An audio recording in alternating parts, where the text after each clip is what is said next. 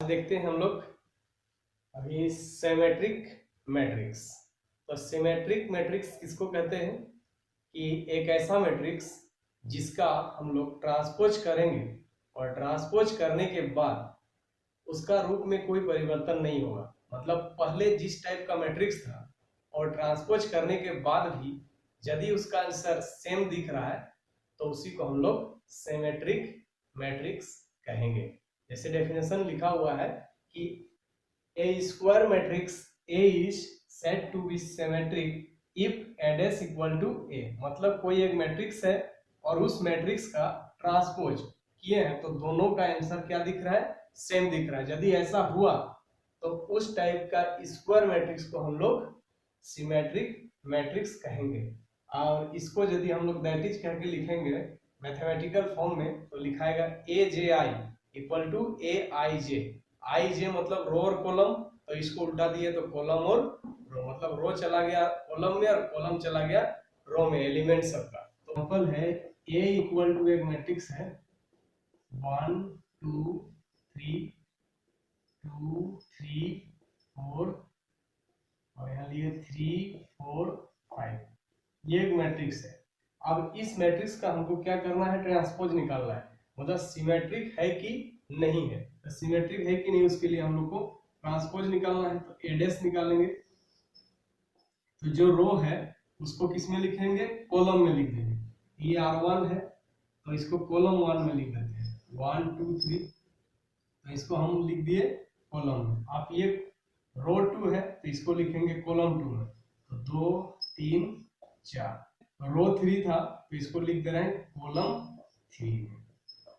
इस टाइप का लिखे, यानी ट्रांसपोज कर दिए। तो आप देखिए कि ए जो था उसका ट्रांसपोज जो निकाले तो दोनों का आंसर यहाँ क्या दिख रहा है, सेम दिख रहा है। इसका मतलब ए का ट्रांसपोज इक्वल टू ए, दोनों यहाँ पर क्या है, सेम है। इसीलिए हम लोग इसको बोल सकते हैं मैट्रिक मैट्रिक्स।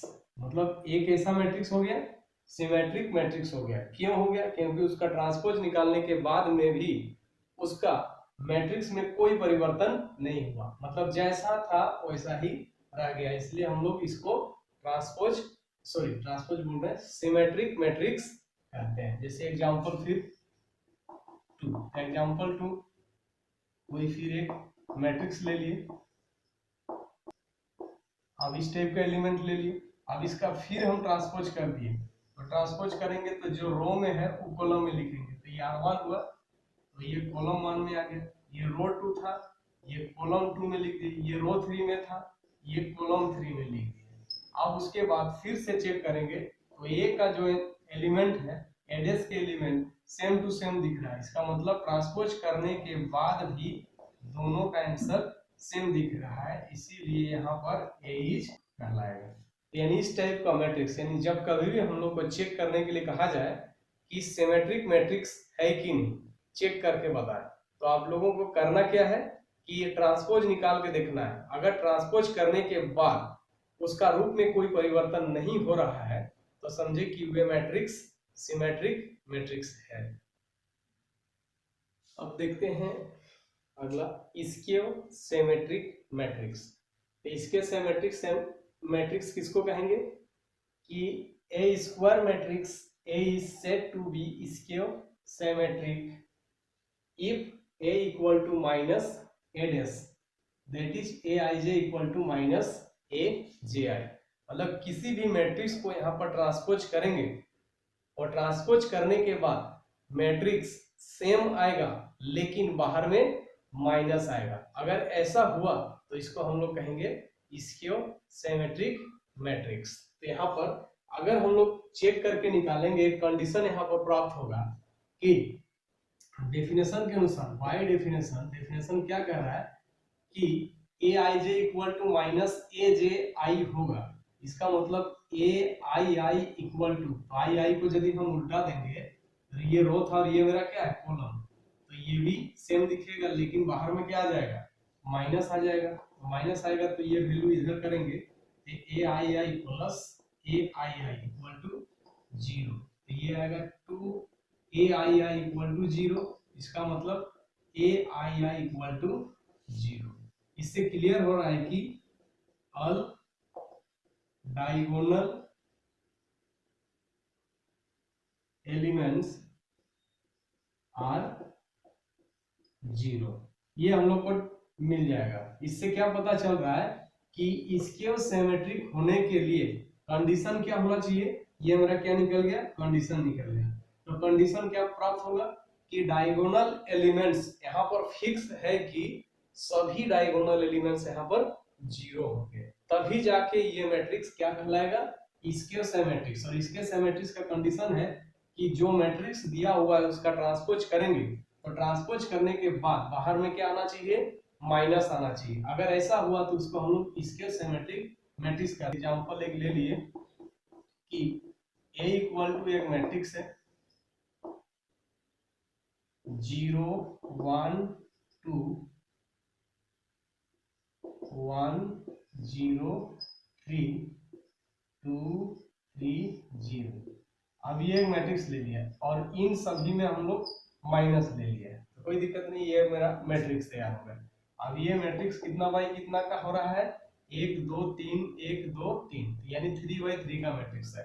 अब यहाँ पर देखिए, यहाँ कंडीशन जो प्राप्त किए थे कि कंडीशन क्या कहता है, all diagonal elements are zero. तो जितने भी डायगोनल एलिमेंट्स हैं उन सभी एलिमेंट को हम लोग यहाँ पर जीरो लिए हैं, और जीरो लिए हैं यानी जीरो अगर नहीं लेंगे तो क्लियर है कि डायगोनल मैट्रिक्स जीरो नहीं लेंगे तो क्लियर है कि वे इसके सिमेट्रिक बनने का कोई चांस नहीं है, क्योंकि कंडीशन यहाँ निकाल चुके हैं ए आई आई, मतलब ये क्या है A1 1, ये A2 2, और ये क्या है A3 3। अगर एड्रेस लिखेंगे तो ये सब मिल जाएगा। तो इससे क्लियर हो रहा है कि इसके सिमेट्रिक होने के लिए तो क्लियर है स्क्वायर मैट्रिक्स तो होना ही चाहिए, तो डायगोनल का सभी एलिमेंट को जीरो होना चाहिए। सबसे पहले ये चेक करेंगे, उसके बाद ट्रांसपोज करके देखेंगे, और ट्रांसपोज करने के बाद यदि माइनस आ गया और माइनस आने के बाद बराबर दिख रहा है तो क्लियर है कि वे इसके सिमेट्रिक मैट्रिक्स कहलाएगा। तो तुरंत हम लोग इसका एड्रेस निकालते हैं। तो एड्रेस यदि हम निकालेंगे तो ये मेरा रो में था,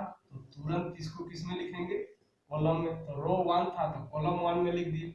अब ये रो 2 में है तो कॉलम 2 में लिख दिए। ये रो 3 में है तो कॉलम 3 में लिख दिए। आप देखिए ये जो एलिमेंट है सेम इसकी तरह नहीं दिखाई दे रहा है, इसका मतलब क्लियर है कि इसमें माइनस कॉमन लेंगे। यदि हम यहाँ माइनस कॉमन ले लिए तो क्लियर है कि जो प्लस है वो माइनस हो जाएगा और जो माइनस है वो प्लस हो जाएगा। तो ये जीरो है, यहाँ -1 हो जाएगा, यहाँ पर -2 होगा, तो ये +1 हो जाएगा, जीरो, ये -3 हो जाएगा, ये +2 होगा, ये +3 होगा, ये जीरो। क्लियर है, एड ऐसा ये माइनस रहेगा। अब ये देखिए सेम टू सेम इसके जैसा दिख रहा है, इसके जैसा, इसका मतलब इसी को हम लोग क्या कहते हैं, ए कहते हैं। तो इसी को लिखने का तरीका यदि हम इसको लिखेंगे a इक्वल टू माइनस एडस, तो ये मेरा क्या प्राप्त हो गया, डेफिनेशन के अनुसार से ये लिखा हुआ था कि अगर ऐसा हुआ तो क्लियर है कि जो मैट्रिक्स है उस मैट्रिक्स को हम लोग क्या कहेंगे, इसके सिमेट्रिक मैट्रिक्स कहेंगे। तो इससे क्लियर हो गया, तो इसीलिए हम इसको लिख देंगे a इज इसके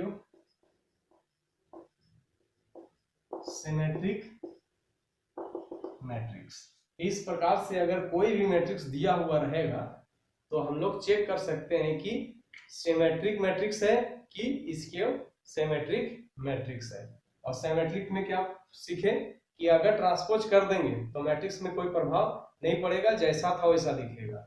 और इसके सिमेट्रिक्स में क्या होगा कि ट्रांसपोज कर देंगे तो ट्रांसपोज करने के बाद उसका मान बराबर दिखेगा लेकिन बाहर में माइनस आएगा। और इसका एक कंडीशन यहाँ क्या प्राप्त हुआ, क्योंकि कंडीशन में हम लोग चेक कर लिए हैं कि इसका कंडीशन क्या है कि डायगोनल में जीरो होना चाहिए। तो इस प्रकार से देखेंगे और ट्रांसपोज करके निकाल के देखेंगे, अगर इक्वल होगा लेकिन बाहर में माइनस आ गया तो समझे कि ये इसके सिमेट्रिक मैट्रिक्स है। देखते हैं A इक्वल टू एक मैट्रिक्स ले लिए, अब इसको चेक करते हैं कि ये इसके सिमेट्रिक है कि नहीं। तो सबसे पहले देख रहे हैं कि इसका डायगोनल एलिमेंट सब क्या है, जीरो है। इसका मतलब इसके सिमेट्रिक हो सकता है, लेकिन उसके लिए कंडीशन क्या है कि ट्रांसपोज करने के बाद बाहर में क्या आना चाहिए, माइनस आना चाहिए। अगर ऐसा हुआ तो क्लियर है कि इसका सिमेट्रिक होगा। तो इसका एडेस निकाले, ट्रांसपोज निकाल लिए, और ट्रांसपोज निकालने पर जो रो है वो किसमें लिखना शुरू करेंगे, कॉलम में। तो यानी रो 1 को कॉलम 1 में लिख दिए और रो 2 को कॉलम 2 में लिख दिए। अब यहाँ पर एडेस रहेगा। अब इसमें क्या किए कि माइनस को कॉमन ले लिए, ये जीरो होगा, ये तो ये एडेस रहा, ये माइनस रहा, तो इसको हम लोग यहाँ लिख चुके हैं, तो ये इसके बराबर है, इसका मतलब इसी को हम लोग ए कहते हैं। यानी दैट इज, यहाँ पर क्या पता चला कि ए इक्वल टू माइनस एडेस। इससे क्लियर हो रहा है कि ए यहाँ पर क्या है, इसके सिमेट्रिक मैट्रिक्स है। इस प्रकार से अगर मैट्रिक्स दिया हुआ रहेगा तो चेक कर सकते हैं कि कौन सा मैट्रिक्स सिमेट्रिक है और कौन सा मैट्रिक्स इसके सिमेट्रिक है।